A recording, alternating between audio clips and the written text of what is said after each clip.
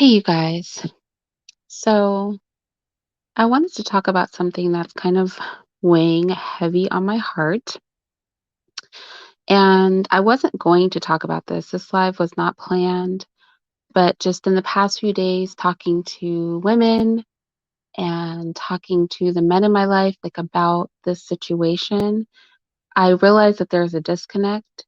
And so, anyway, there's a conversation I wanted to have. So, here goes. Here's the thing. In this whole situation, like the polite situation, and I'm not about to talk about polite. I'm not. I'm just saying this situation has brought out something under the surface of relationships between men and women that nobody ever talks about. And there are several men, right? There are several men, Gravity Takeout, Hassan Campbell, Taz exclusives, amongst others, who are taking a hard line stance against molestation. They are not concerned about anybody accusing them of indicting polite. They're capable of talking about molestation as a separate thing that should not go on. And there are other men who are treading a little bit more lightly. And there are some that are just on the complete adverse side. But I think for all of the men, they are looking at the women and they are seeing that the women have zero tolerance for this. Overarchingly, you either have women that are literally calling this little girl a prostitute and a whore, to women who just have no tolerance. The women are acting crazy, quote unquote. And I want to talk about, why are the women acting crazy? Why are so many women either demonizing the little girl or going super, super hard, to the point where if you are a man, you better speak correctly. You better not say not one thing wrong in this situation, or you will be crucified. The Council of Womankind will crucify you in August of 2021. Death will come, right? So, why are women so emotional over this?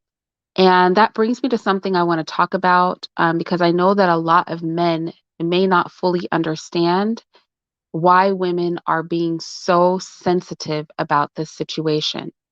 And it's beyond the fact that a child was hurt. Any denial of the need to protect her, any accusations toward the child, or any conversation about men protecting themselves from being in compromising situations is seriously being shot down left and right by women, to the point where I know a lot of men are thinking that women are becoming irrational, that they can't really say anything in this, right? I told you, uh, even Hassan Campbell, who was in support of Tasha K in her chat, people wanted his card pulled. So women are like, no stone will be unturned. We want to know that everybody, we're digging in everybody's closets.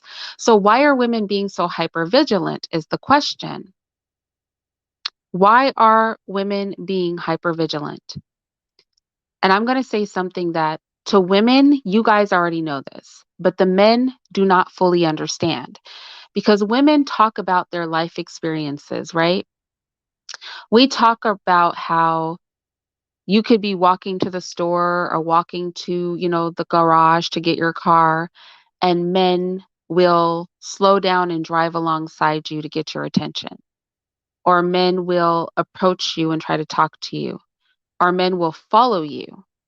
And if you don't talk to them back, they start to curse you out and call you names, right? To the point where almost every woman on the planet has built a mechanism where they just ignore men when they talk to them on the street. We don't even react at this point. We're so accustomed to being followed, being stalked, being called names, that we don't even say anything. We as women know that if we are walking through, let's say, a lounge, or goodness forbid, you go to a nightclub, that if you walk from your table to the bathroom, 7 or 8 men might try to grab you, grope you, touch you.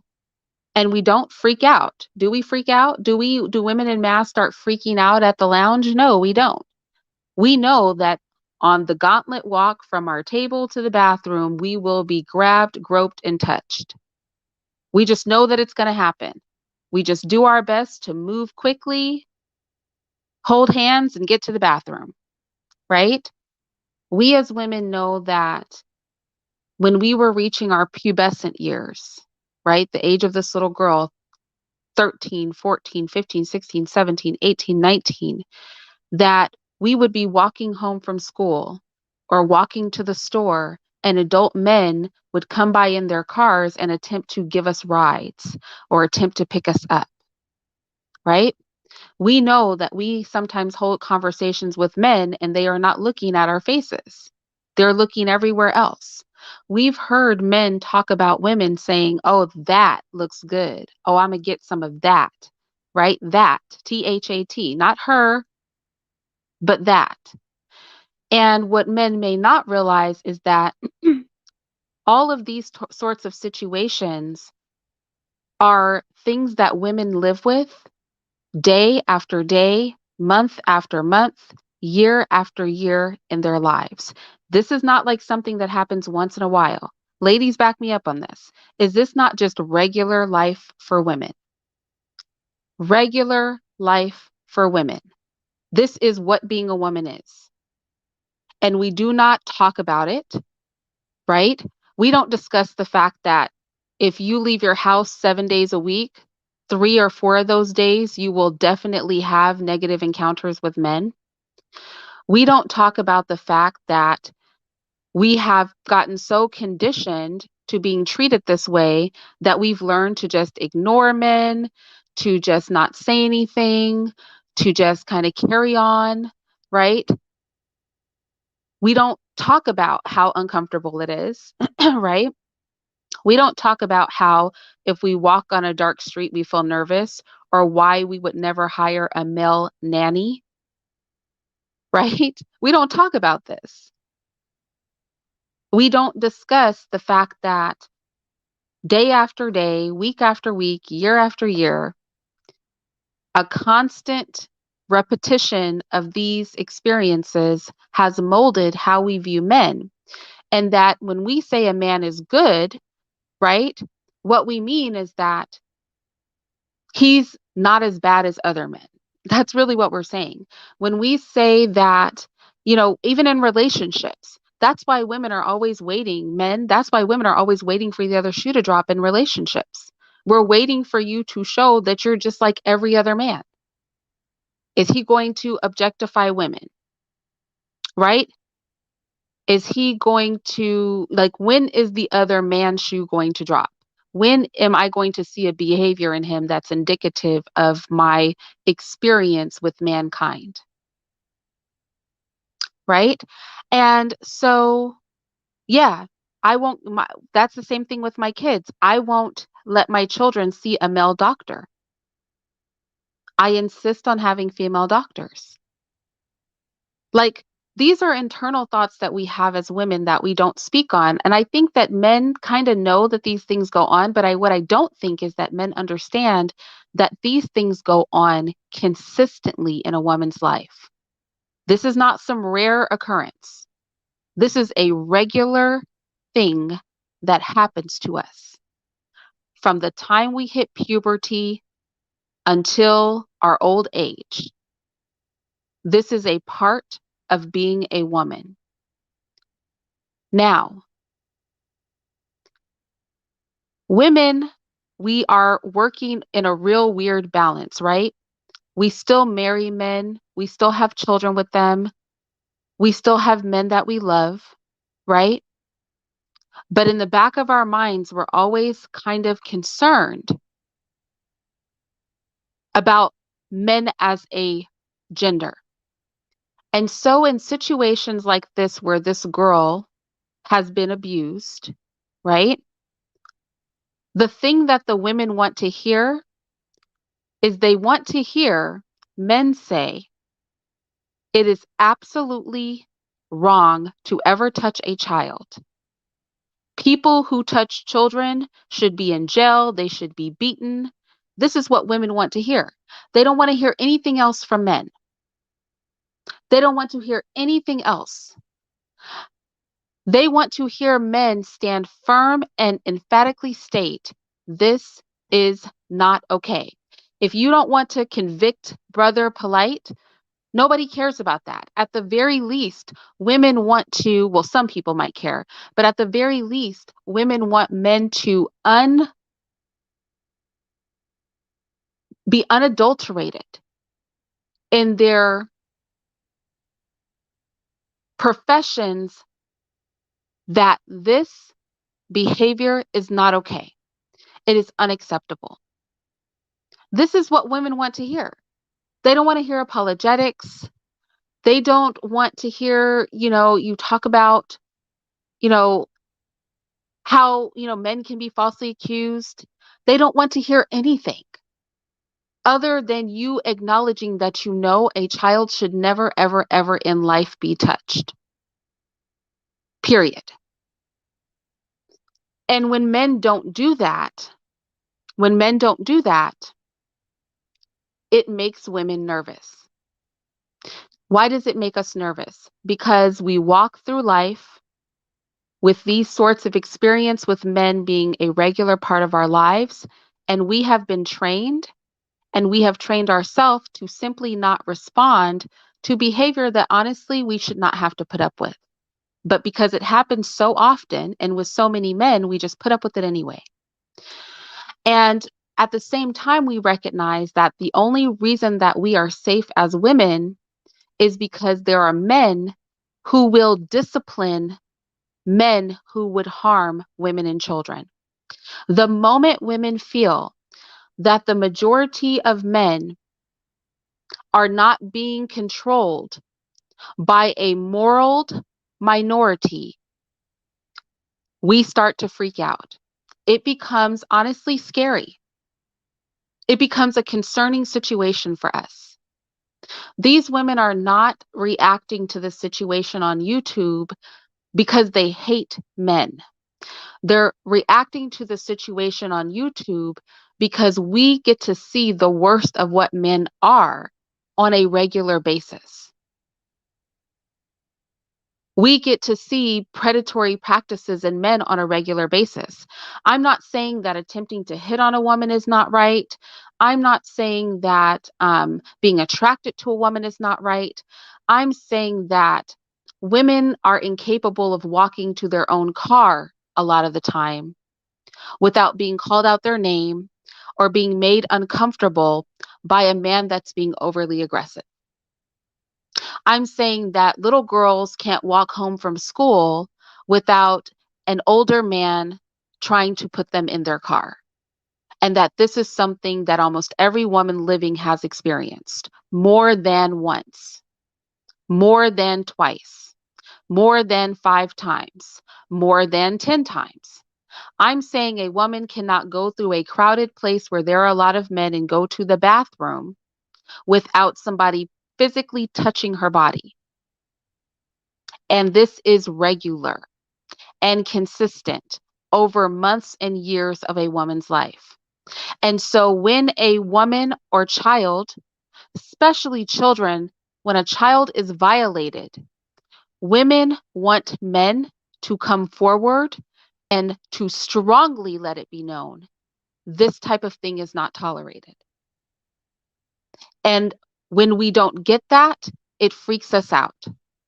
Now, like I said, women are reacting to this in differing ways. They're doing everything from calling, the little girl a whore to saying men are literally evil.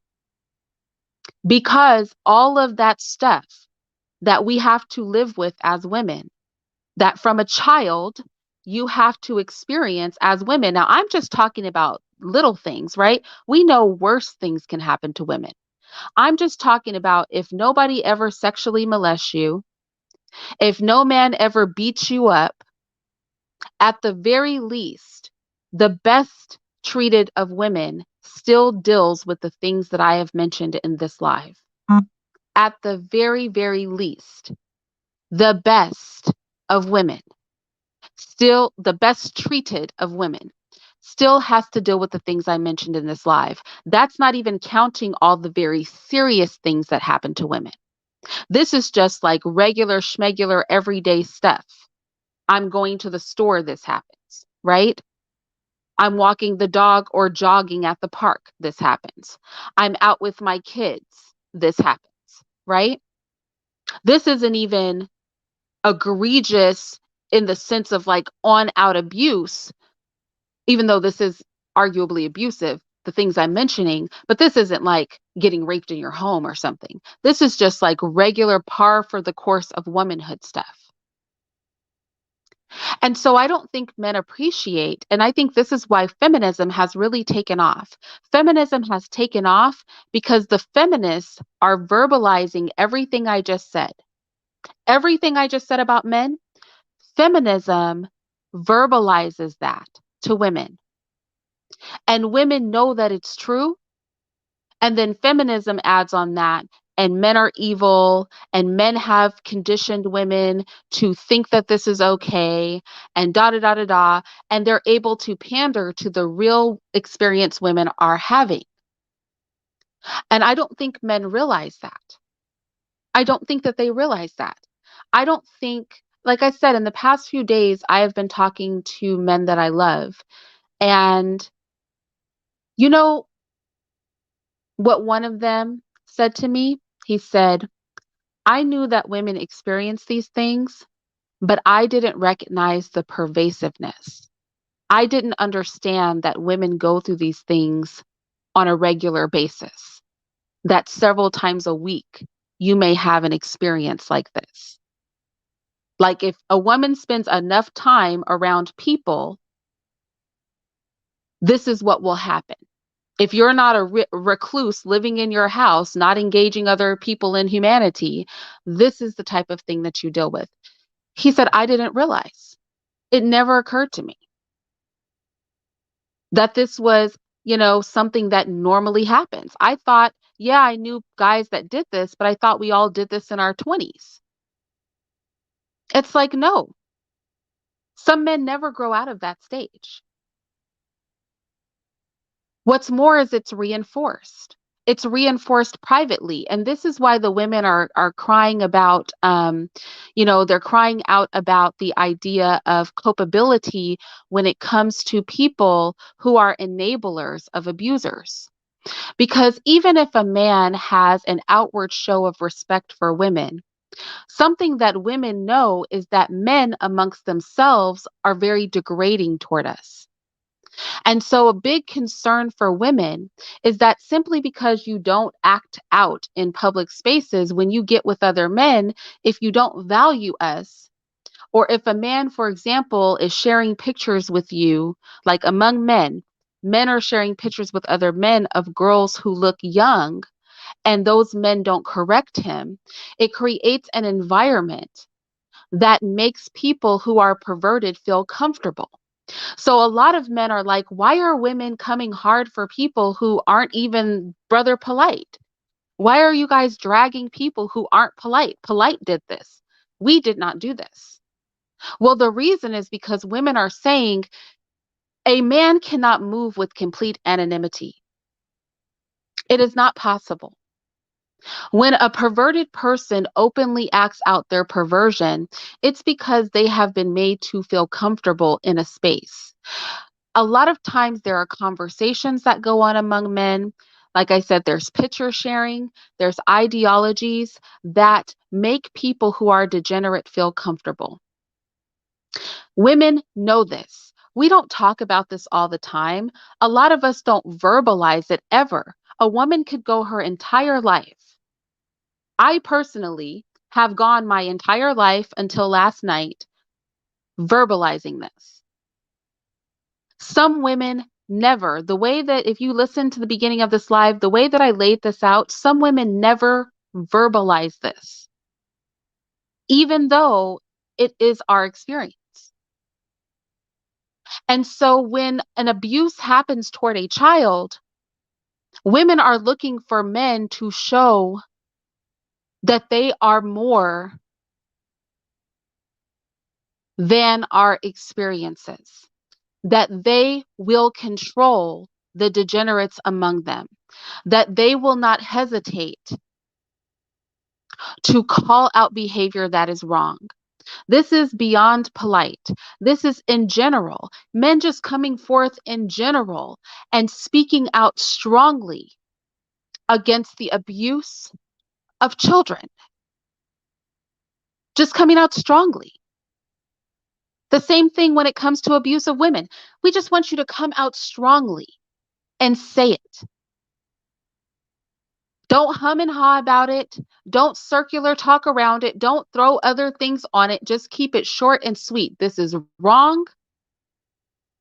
I do not support this. Men, we cannot support this. If you think this is okay, you are a problem and need to be dealt with. This is all that we want to hear. We don't want to hear anything else.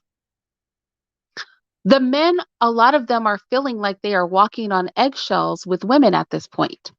They feel like they have to really, really watch what they say, because one misstep and these women are so upset that they will crucify you. But I think it's important for us to understand why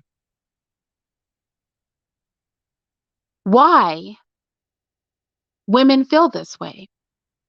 This is not going to be a long life. I just want men to look at it from a woman's perspective. We go through life not speaking on the constant barrage of degeneracy men throw our way. It may not be you, but go talk to your sister and ask her if what I'm saying is true. Ask her, if you're in a crowded place where there are a lot of men, can you go to the bathroom or walk to go get a drink without being touched? Ask her, did you spend your adolescent years with grown men trying to pick you up and push up on you? Ask her, when you are walking to your work, walking to the garage, walking to the grocery store, is it a normal thing for men to yell at you from out of their cars? For men to come up to you, and even though you smile and try to be polite and keep walking, to keep walking and following you? Sometimes for a long time, to really press the issue? Is it common for them to call you names if you reject them? I want men, go to the women in your life and ask them, is this something that is a regular part of your life? Like, does this happen several times a month? Several times a week? Several times a year? Has this been going on your whole life? I don't know a woman who would ever say no. And yet, women are so gracious that we still go through life trying to think the best of men, despite the fact that we are exposed to the worst of men so often. And so, at the very least, when a child has been raped, whether or not you feel protective over yourself as a man and that you don't want to promote condemning men without trial, we need you to also look out for us as women. Look out for our children and speak out against abuse of our little ones. Surely that is something that can be done without compromising bro code. You know, this is a pivotal moment, I really think. We are in the throes of this whole gender war thing. And honestly,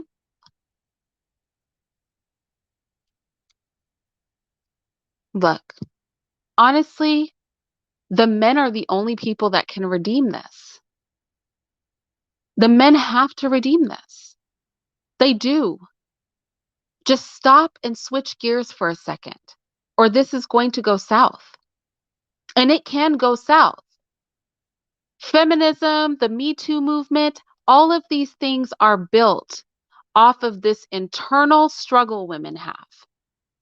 This is what feeds those movements.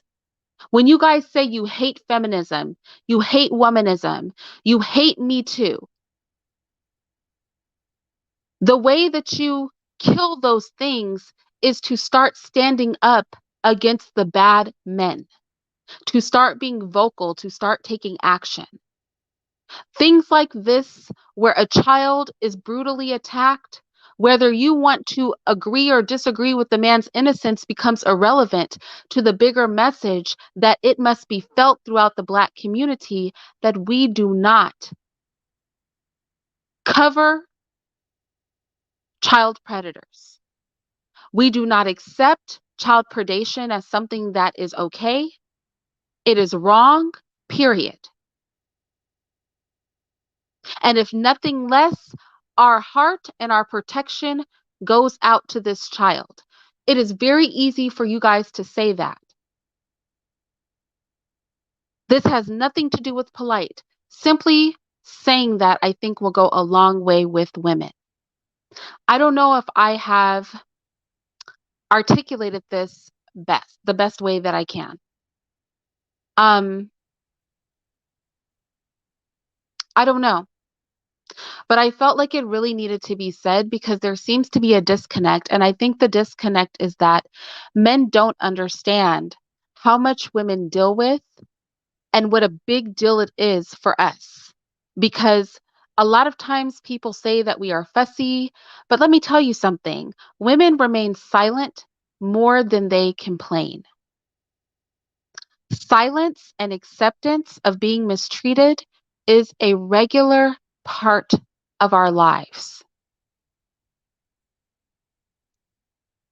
Now, if you don't want women to throw themselves into the arms of feminism and Me Too, then when women come to you and calmly tell you that it is not just the bald-headed, ugly feminists, right?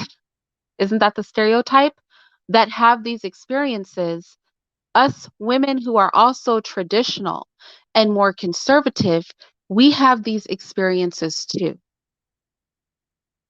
All women, this is their story. And so when a man does not step up to protect children, you know what women think to themselves? They think, no surprises here. They think, no surprises here. No surprises here at all. This is exactly what I thought. I knew they weren't going to protect anybody. I knew they weren't going to speak out against it. I knew they were going to start talking about themselves and being self-centered. It's par for the course. We know what they're like. That is what women are thinking. And they're not thinking that because of the boyfriend that wronged them, contrary to popular belief, or the guy that did them wrong. They're thinking that because of, since their adolescent years, they have seen men be predacious. And they have learned to simply accept it as how men behave. You don't see women freaking out in the club every time they go to the bathroom and get felt up by 5 guys, because women have just come to learn to be quiet. You don't see women freaking out and screaming at the man that pulls up to them and tries to talk to them from out of his car, because women have learned to just accept that that's part of being a woman. You don't see women freaking out when somebody follows them on the street, refusing to accept that they are not interested, because you know what?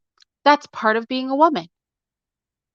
Women are silent and more tolerant than I think we're given credit for. There's a base level of mistreatment that all women have just come to accept is par for the course of womanhood. So at the very least, when a child is found inebriated with a grown man's semen all over her body and face, at the very least, what men can do for us is speak out against harming children. Show that you stand with us on this one thing. The reason women are acting crazy is because we give so much leeway already. And so when something egregious happens, we don't want to give any leeway. If we have to act civilized 7 days a week, despite all of these micro abuses that go on to us as women, then at the very least, when something serious happens, we expect the men to speak loudly for us. And when it doesn't happen, you get what we see happening on YouTube, which is the women are in a feeding frenzy. They are going crazy over this. And so much of this could be avoided if the men who speak out against this would have the strongest voices. It cannot just be a handful of men that are doing it. Even men who are close to the situation have to speak out. There's no harm, and nobody can fault anybody for simply saying that harming a child is wrong, and we in no way, shape, or form support this. We don't support any man or any woman that would harm a child. Keep your hands off of our babies. We don't rock with anybody who does this. There's no harm in saying that. That's really all the women are asking for at the end of the day. And it's concerning for me that that is not something that is understood. But I'm hoping that hearing this and understanding where these women are coming from, where we as women, what our baseline is, that it will put in perspective the level of anger that is being exhibited. It is not just because these women are horrible, man-hating people. That is not it.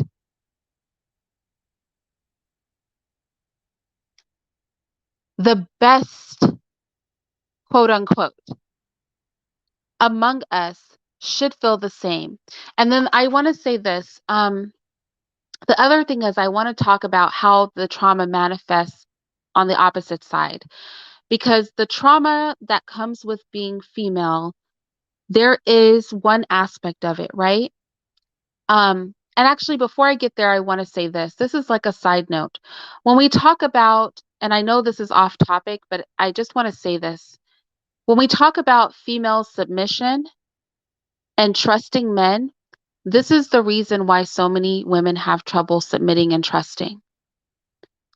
Because deep down, we think about all the men who attempted to pick us up over the past 20 years, all the men that called us out of our names because we weren't interested, all the men that groped us at, the event.